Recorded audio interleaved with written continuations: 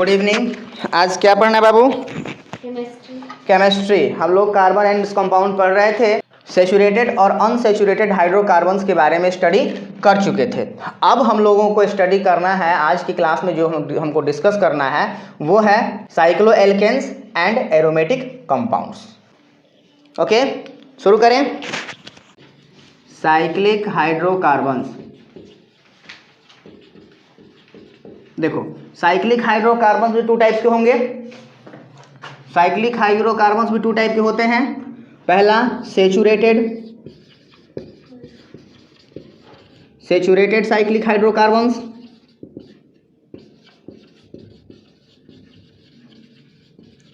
और second unsaturated cyclic hydrocarbons. Unsaturated cyclic hydrocarbons. और आप लोग सुनिए, आप लोग 10th क्लास के स्टूडेंट हैं, तो मैं आपको बता देना चाहता हूं कि यहाँ पर आप लोगों को उतना ज़्यादा नहीं पढ़ना है डिटेल में। ओके, साइक्लिक हाइड्रोकार्बन्स जैसे कि सेचुरेटेड साइक्लिक हाइड्रोकार्बन है तो उसको साइक्लोएल्केन्स कहते हैं, और जो अनसैचुरेटेड साइक्लिक हाइड्रोकार्बन्स है उसको हम लोग क्या बोलते हैं? एरोमेटिक कंपाउंड्स कहते हैं। ठीक है ना? तो इसको जो हायर क्लासेस यानी कि 12th क्लास में आप लोगों को पढ़ना है, समझे ना? जब आप लोग ऑर्गेनिक केमिस्ट्री अलग से पढ़ेंगे, पूरा एक सेपरेट ब्रांच है ऑर्गेनिक केमिस्ट्री का। ओके, तो इसमें जितना थोड़ा बहुत आप लोग को बताना है, थोड़ा बहुत आइडिया देना है, वो हम आपको दे देते हैं। ओके, तो देखो, इसको हम क्या कहते हैं बेटा? रिया क्या बोलेंगे बाबू?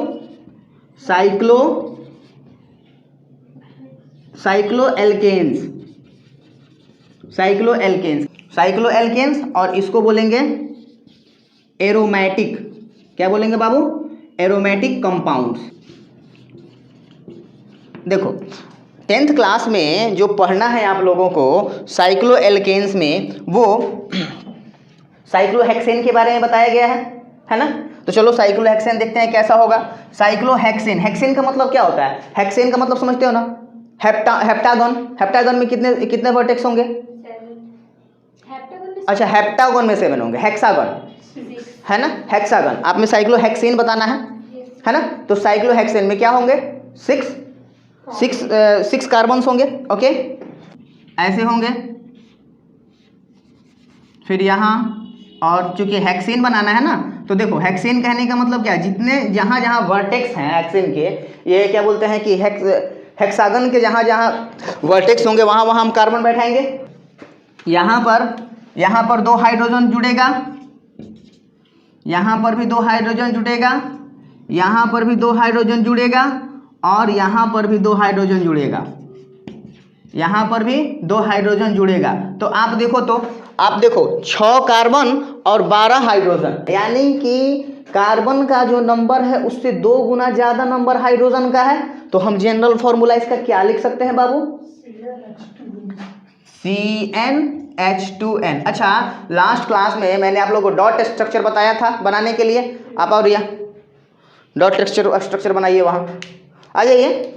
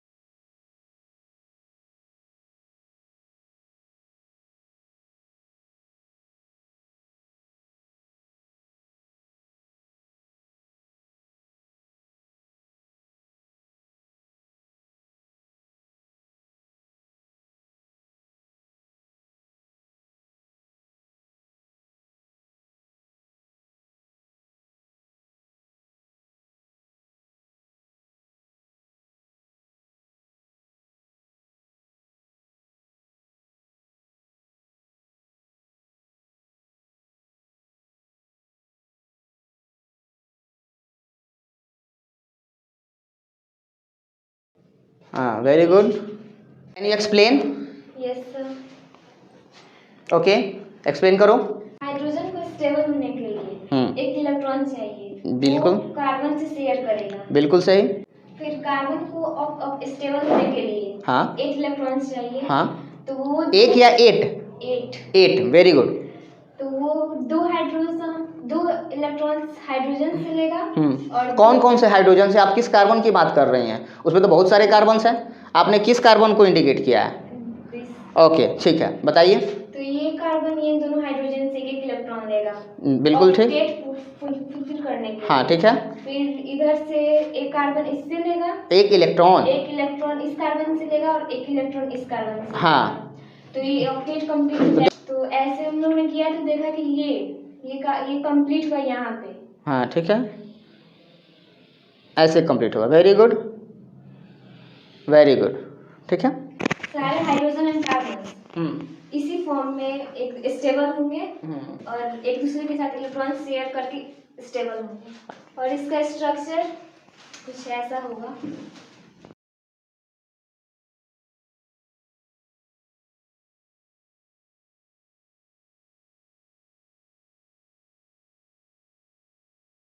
ओके, वेरी गुड, आप सबको समझ में आया? Yes sir. Very good, okay Riya, take your seat. Okay sir.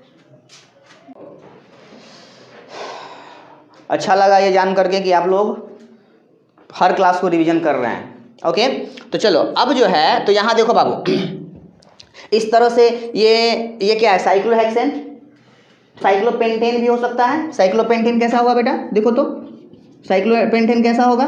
इस तरह का कुछ स्ट्रक्चर होगा ना, क्योंकि 5 कार्बन होंगे, 5 कार्बन होंगे ना। तो यहाँ देखिए, ये 5 कार्बन होंगे कुछ इस तरह से, 4 1 5 हो गया। फिर ये क्या करेगा? एक हाइड्रोजन यहाँ, 2 हाइड्रोजन यहाँ होंगे और 2 हाइड्रोजन यहाँ होंगे, और उसी तरह से 2 हाइड्रोजन यहाँ होंगे और ये 2 हाइड्रोजन यहाँ होंगे। बात समझे ना? तो इस तरह से इसके स्ट्रक्चर्स बनाएंगे। बात समझे? क्लियर है सबको? तो चलो अब जो है, अब आप लोगों को जो दूसरा टाइप हमने बताया था वो कौन सा? अनसेचुरेटेड साइक्लोहाइड्रोकार्बन्स। ओके, जिसको कि हम क्या कहते हैं? एरोमेटिक कंपाउंड्स भी कहते हैं। कैसे बनेगा? अब चूंकि अनसेचुरेटेड है तो क्या सिंगल बॉन्ड होगा? नहीं। ओके, तो चलो देखो, एरोमेटिक कंपाउंड्स, एरोमेटिक कंपाउंड्स इसके साथ क्या होंगे बाबू? तो देखो, एरोमेटिक कंपाउंड का जो कंपाउंड आपकी बुक में बताया गया है दैट इज बेंजीन। ओके, तो देखो बेंजीन में क्या होगा कि यह बेंजीन में भी कितने कार्बन होंगे? 6 कार्बन्स होंगे।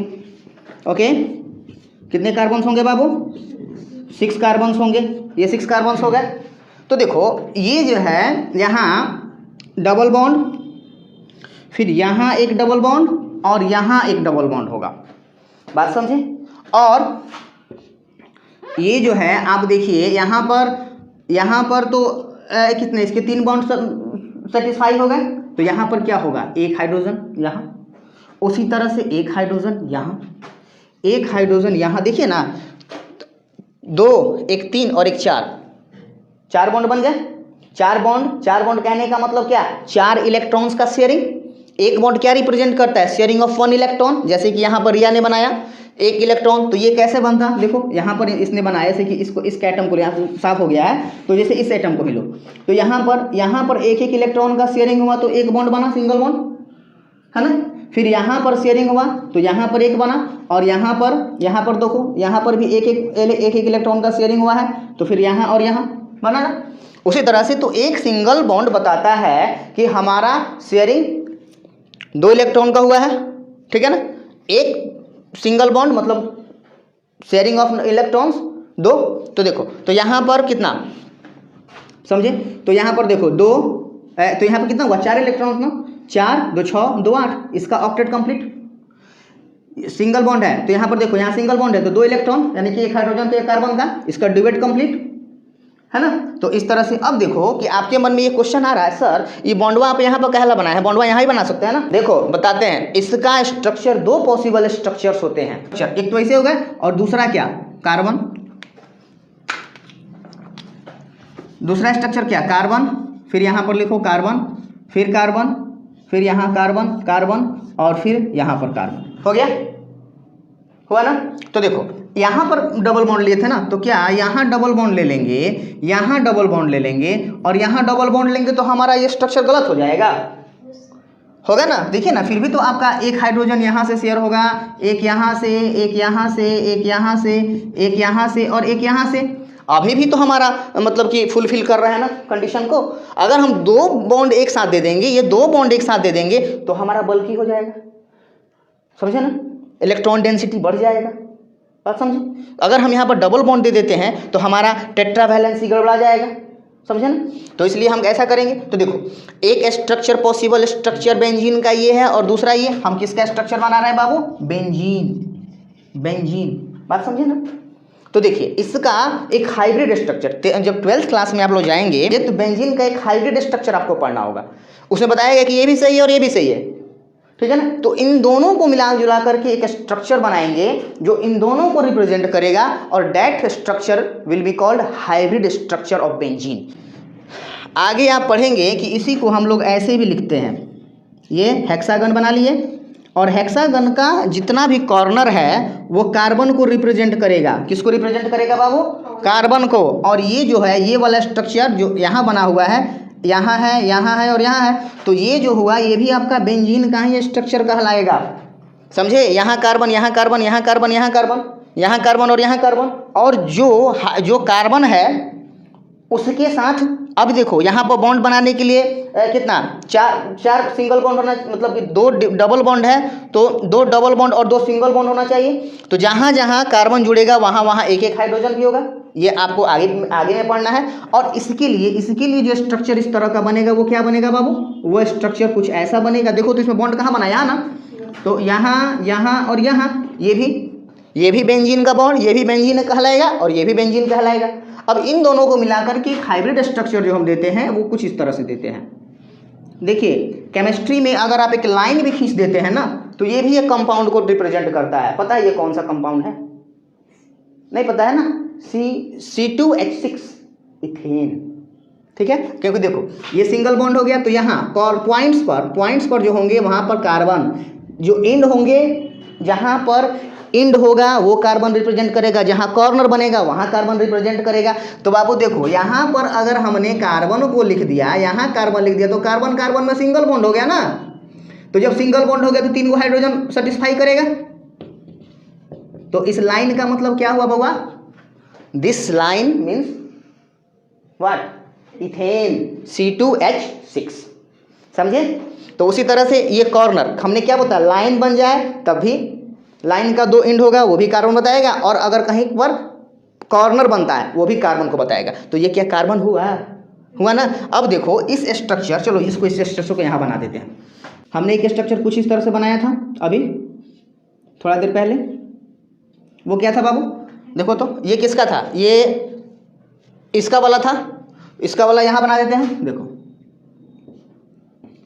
ठीक है ना। तो इन दोनों को मिला करके एक ऐसा स्ट्रक्चर बनाया गया जो कि इन दोनों को रिप्रेजेंट कर सके। तो इसलिए हम क्या करते हैं, इसमें एक रिंग डाल देते हैं।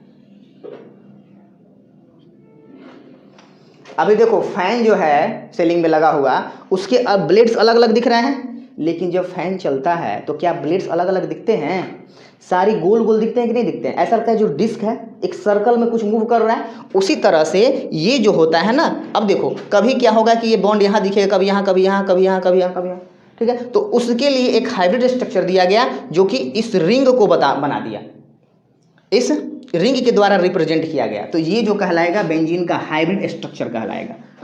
ओके, बात समझे ना, बेंजीन का हाइब्रिड स्ट्रक्चर कहला जाएगा और इसी को बेंजीन रिंग कहते हैं, समझे ना, जो कि आपको 12th क्लास में पढ़ना है, समझे। तो देखिए यहाँ पर आपने क्या देखा कि जितने नंबर ऑफ कार्बन्स हैं उतने ही नंबर ऑफ हाइड्रोजन हैं। तो इसका जनरल फॉर्मूला क्या होगा बाबू, एरोमेटिक कंपाउंड्स के, एरोमेटिक कंपाउंड के जनरल फॉर्मूला होंगे CN और HN, समझे।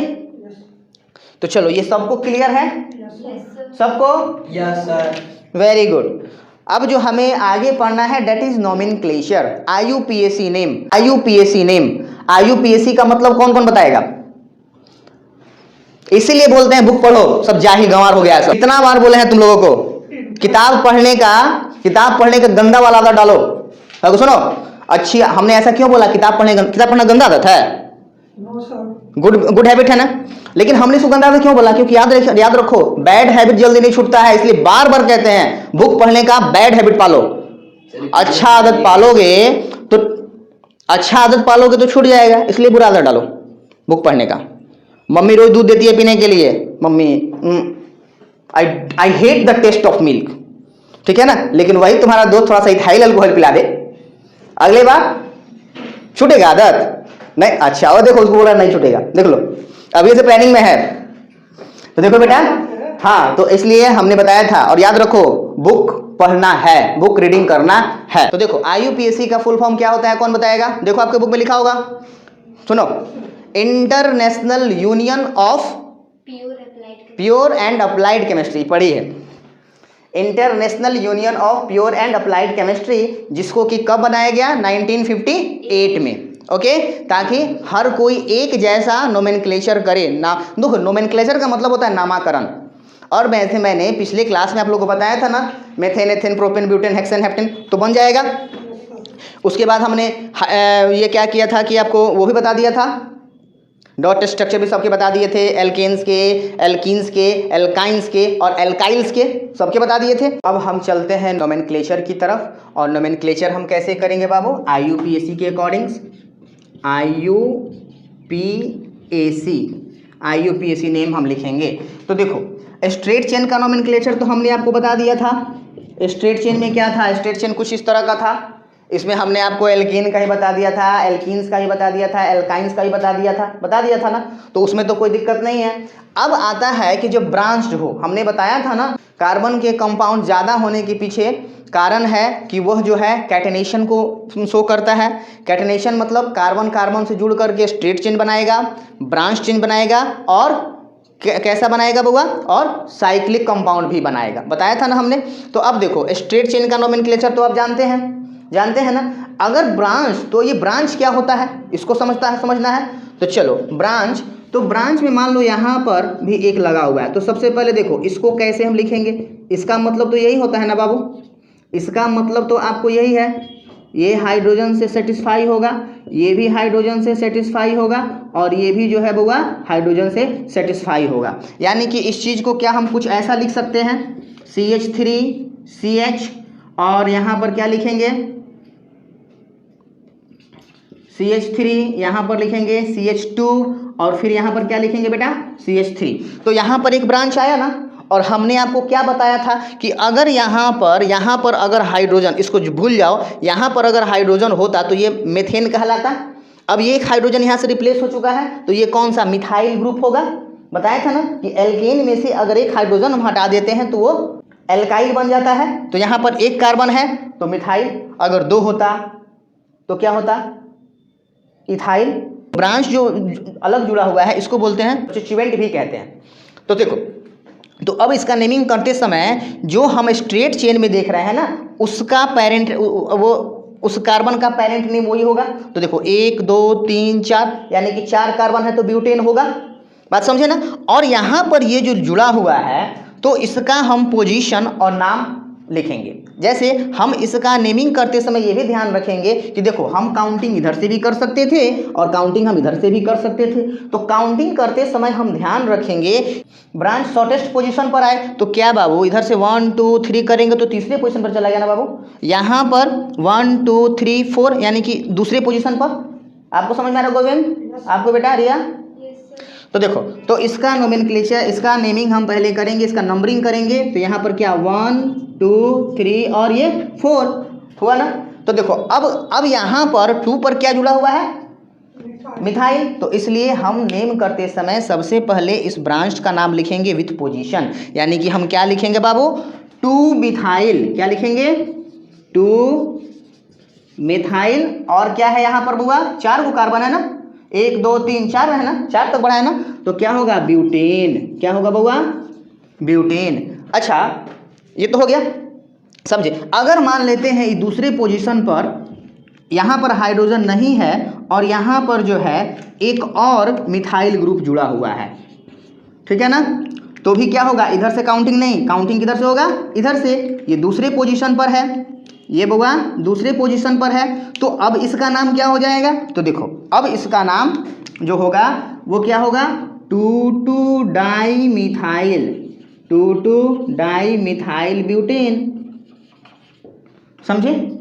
उसी तरह से अगर मान लेते हैं कि चलो यहाँ पर ये नहीं है, यहाँ पर ये मिथाइल ग्रुप नहीं है और यहाँ पर अब एक मिथाइल ग्रुप यहाँ चला गया, अब एक मिथाइल ग्रुप जो है यहाँ पर लगा हुआ है, तो आप देखो अब नंबरिंग आप इधर से करो तो या इधर से करो तो कोई फर्क पड़ने वाला है? तो उस कंडीशन में इस कंपाउंड का क्या नाम हो जाएगा आप बताओ? 2,3 डाईमिथाइल ब्यूटेन। आसान है, क्या हम लिखेंगे? 2,3 डाईमिथाइल ब्यूटेन। समझे ना? ऐसे करेंगे। अगर 3 रहा तो क्या, अगर इस पर रहा, इस पर एक और और एक यहाँ रह गया, तो भी आप कर सकते हो ना? तो चलो अब देखो, तो इस तरह से हम इसका नोमेनक्लेचर करेंगे। नोमेनक्लेचर के सारे थ्योरी फार्मूला आपको याद रहेंगे। सबसे पहले हमको लॉन्गेस्ट चेन चूज करना है और लॉन्गेस्ट चेन चूज करते समय अगर वहाँ पर कोई ब्रांच है यानी कि कोई सब्स्टिट्यूएंट है तो उसको काउंट करना है और इस तरह से काउंट करना है कि सब्स्टिट्यूएंट यानी कि साइड चेन जो है शॉर्टेस्ट पोजीशन पर हो। आज जो हम लोग पढ़े आप सबको क्लियर है? Very good. तो अगले क्लास में हम पढ़ेंगे आइसोमेरिज्म और आज के क्लास में बस इतना ही हम रहने देते हैं। ओके, और आप लोग का ड्यूटी है, आप लोग बुक पढ़ना मत छोड़िए, बुक का रीडिंग होते रहना चाहिए। बात समझे ना? बुक और प्लस क्लास नोट का रीडिंग होते रहना चाहिए। और अगर कोई डाउट है तो उसको आप क्लियर कर लेंगे कल, और अगले क्लास में हम लोग पढ़ेंगे आइसोमेरिज्म। ओके, तो फिर मिलते हैं कल आपसे। Thank you sir. Welcome. Welcome.